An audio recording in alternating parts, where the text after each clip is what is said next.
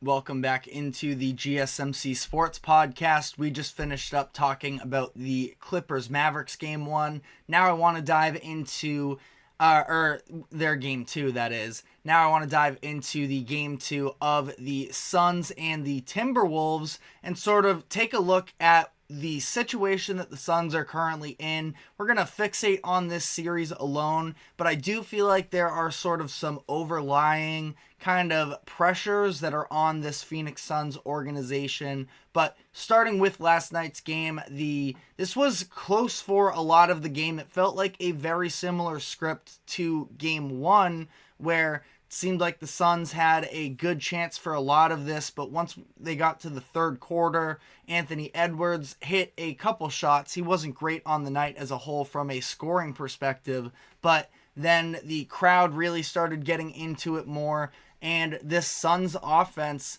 that, we saw they were the worst fourth quarter team in the NBA this season, and that definitely kicked in this game where it was just turnover after turnover. They finished with 19 turnovers as a team as a whole, and the Timberwolves scored 31 points off of those turnovers. They were just giving Minnesota all of these opportunities, and for a young team that has home court advantage in the Timberwolves, you just can't give up those types of looks for them and make things easy for them, because it's not like Minnesota's offense has been tremendous necessarily through these first couple games, and yet they are a team that's built off of their defense, the number one defensive rated team in terms of defensive rating, that is, in the regular season this past year. And their offense at times, especially when it gets to those closing minutes, you sort of do have some questions about how they're going to operate. I thought that was going to be one of the biggest things to look at in this series, is what did the late game execution look like.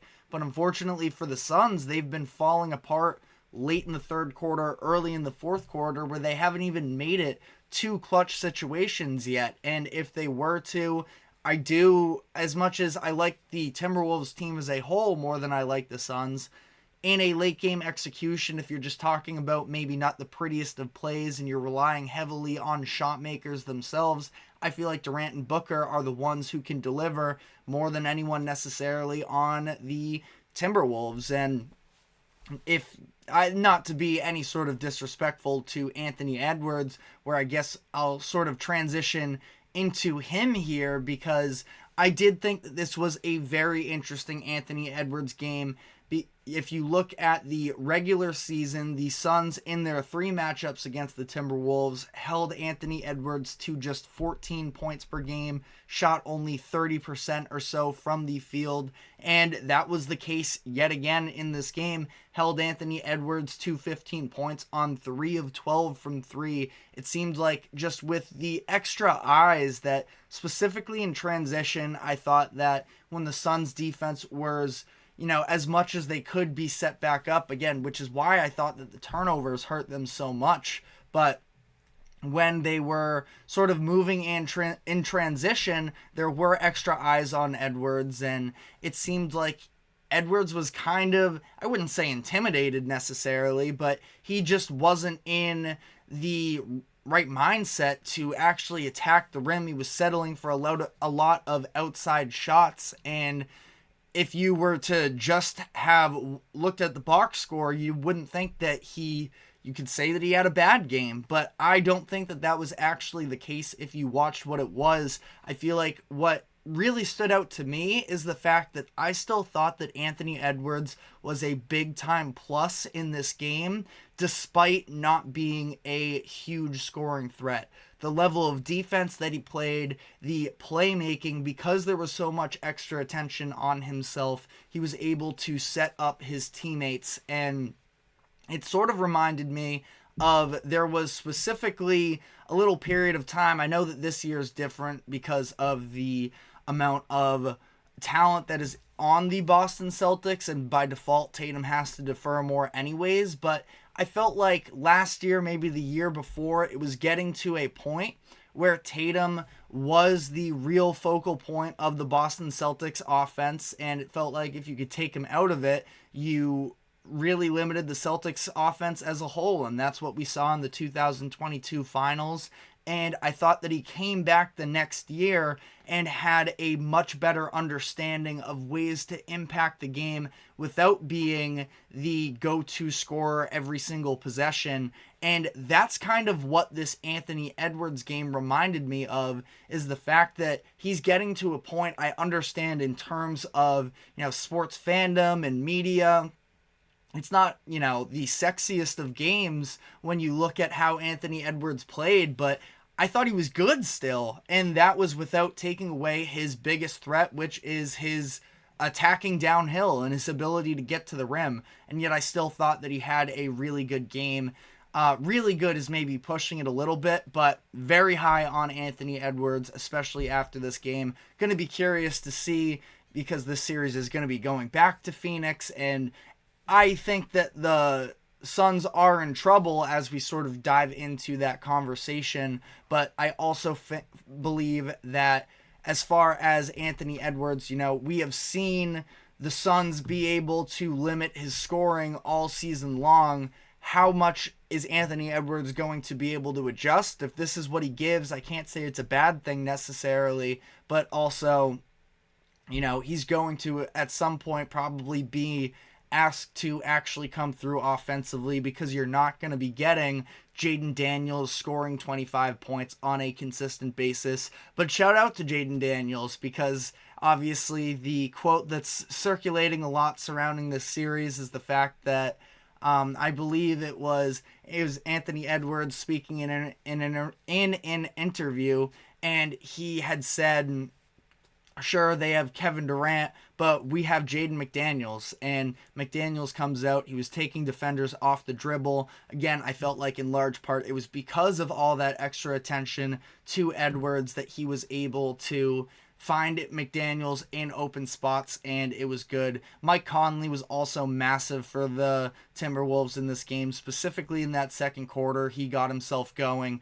had 14 points in the first half on 6 of 8 shooting. So I thought that was really encouraging to see as well. The Timberwolves are a more well-rounded team than I think a lot of people are willing to acknowledge, despite some youth flaws that do sort of surround this team. Last note I'm going to say on the Timberwolves here is weird Karl Anthony Towns game, and ultimately, I'm not trying to bury a player that won his game, but I think that Towns, it's just so frustrating sometimes to see the immaturity with him, despite the fact that, he's definitely not old by any means, but he's been in the league for just about a decade now. And specifically with the fouling, it's just so frustrating at times where, Chris Finch trusted him to play out that the final few minutes of the first quarter while already having 2 fouls, and he picks up a really stupid one, just crashing in from the 3-point line, going out of his way to almost commit this foul, and he picks up 3 before the first quarter is even over. Finch sits Towns for the entire second quarter, and then he picked up another really stupid one for his 4th one in the final seconds of the third quarter as well. So I just feel like some of the maturity stuff with him, I really like the Timberwolves. They're on a great trajectory here. I am curious whether or not Towns is going to be a long-term piece. And if you're a Timberwolves fan and you love Karl Anthony Towns, don't come after me. Yes, I do believe that him and Anthony Edwards can be a great duo. But if you're also a Timberwolves fan, I know you love some Naz Reid, and I don't know. I just sort of have mixed emotions on Karl Anthony Towns. But on the note of the Suns here, because this is back-to-back games where we've seen Devin Booker really struggle to get his shots. The Suns offense as a whole, from that big 3, they got themselves going more in the second quarter for what looked like they could, actually get themselves together. But between Durant, Booker, and Beal, they were just 3 of 15 in the first quarter. Now, I actually really liked what Beal gave them in the second, but really outside of that, then he slipped back into his inefficiency after I think he hit 3 straight shots in the beginning of the second quarter. He had a nice pass to Drew Eubanks, who was much more playable in this game as well if you're looking for something to build on in Phoenix, because Eubanks struggled a lot more in the game one, and they just overall managed the glass much better, I thought, in this one. They actually out-rebounded the Timberwolves on the offensive end in this game after being completely owned on the glass in game one. But again, it was the turnovers that hurt them, and that's something that it just feels like with the ball movement on this team, it's really just not there in terms of how many possessions are you going to get where there's over 3 passes in the half court. And I know that's sort of a weird number to point to, but it seems like the majority of the time it's an isolation scorer. They're in the top 5 in team isolations during the regular season. And if it's not that, it's just a lot of pick and roll. And I don't know, I just feel like this offense really isn't sustainable through an entire playoffs, and you have Kevin Durant and you have Devin Booker. Take Brad Beal for whatever you want. I've been sort of mixed on him during the regular season, but this is a Suns team that is really bought into winning the championship this year, and it doesn't seem like they're in a great place. According to Hoops Hype, they have the 3rd most expensive roster in the NBA. They are one of the 5 teams that are in that second threshold in terms of how their contract currently stands, and they're actually getting more expensive headed into next season.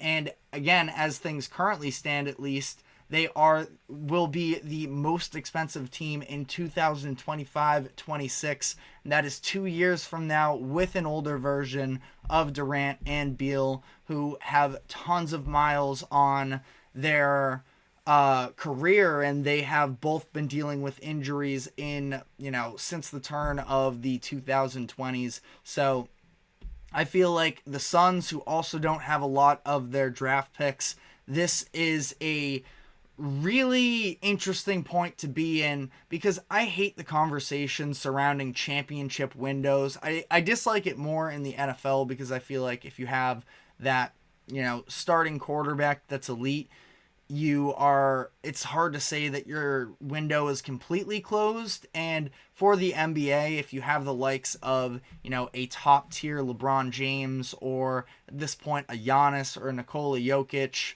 you have that Westbrook MVP year in you can be a playoff team and at least get yourself in the conversation. But in terms of actually, being a true contender, the Suns very easily could have missed the playoffs this year, where they were dealing with that play-in threshold for a lot of the year. And I just don't know, in terms of roster flexibility, how they're going to be able to iron this out.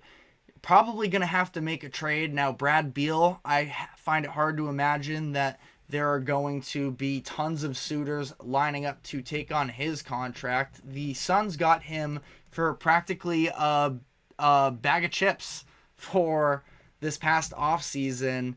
And for when you are in that second threshold, you can't trade a player like Brad Beal, who his numbers, he's making this season $46,000. You can't trade him for 2 players making $23 million. You have to actually match up these contracts. So the number of players that he's even going to be available for during the offseason is going to be limited as it is. And it's only going to get more expensive when he's up over $50 million in 2024-25 and 25-26. They just locked down Grayson Allen to a new contract extension. Maybe he's somebody that gets moved, but again, what type of value are you going to get in return that's going to really resurrect this thing? It's just all your eggs are really in the basket for these next 2 seasons, and I wouldn't say, I think that next year is probably one of the last that they can actually be competitive as things currently stand. But they sort of got that new owner syndrome. I believe Ishbia is the new owner that came in during the 2022-23 season and ended up trading for Kevin Durant, made the splash, brought in Brad Beal, again, another splash move during the offseason, and now they're really handicapped in terms of what they can do moving forward here. So, again, if the Suns, they still have a chance in this series, I would say. I have a hard time ruling them out entirely, but I was leaning with the Timberwolves to begin with here, and everything I've seen is sort of a red flag. Again, being able to dominate the boards, again, dominate is definitely a stretch, but at least own the boards against the Timberwolves is a massive thing for them because that was a clear disadvantage for them in Game 1. The other thing is limiting the turnovers and at least giving yourselves opportunities for these bucket getters that you have to actually put something up. But I don't know, you tell me if I'm being too harsh on them here. Would be very curious to hear what everyone's opinions on this series are. But we're going to be taking our second break here, and when we come back on the other side, going to be looking into the Pacers-Bucks series, where we saw the Pacers bounce back from their Game 1 loss and even up the series headed into Indiana. So we're going to dive into all of that right after the break. Stick with us. We will be right back.